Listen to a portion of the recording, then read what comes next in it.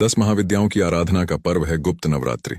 देवी भागवत में 1 चैत्र, 2 आषाढ़, 3 आश्विन और 4 माघ, इन 4 महीनों में 4 नवरात्र बताए गए हैं। सभी नवरात्र शुक्ल पक्ष में प्रतिपदा से नवमी तक मनाए जाते हैं।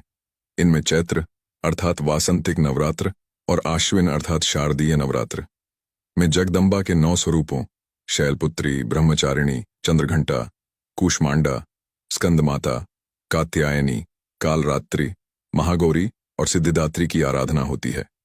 जबकि आषाढ़ और माघ मास की नवरात्रि गुप्त नवरात्रि कहलाती हैं, जिनमें देवी की पूजा अर्चना के साथ 10 महाविद्याओं की भी साधना की जाती है। इस दौरान मां जगदम्बा की आराधना गुप्त रूप से की जाती है और इसमें मानसिक पूजा का अधिक महत्व है, इसलिए इन्हें गुप्त नवरात्रि कहा जाता है। तंत्र विद्या में आस्था रखने वाले लोगों के लिए गुप्त नवरात्रि बहुत महत्व रखती है।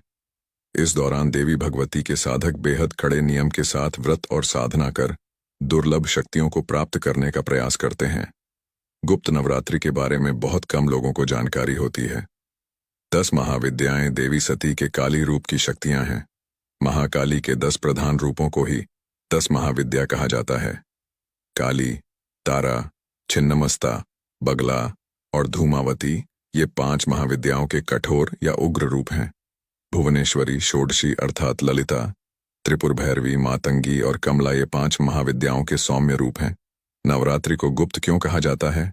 ये सभी गोपनीय महाविद्याएं हैं। इनकी साधना गुप्त रूप से नवरात्रि में की जाती है।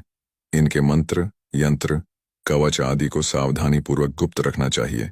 हर किसी को बताना नहीं चाहिए, इससे सिद्धि प्राप्त नहीं होती है तथा अशुभ होता है। इसलिए इन्हें गुप्त नवरात्रि कहते हैं।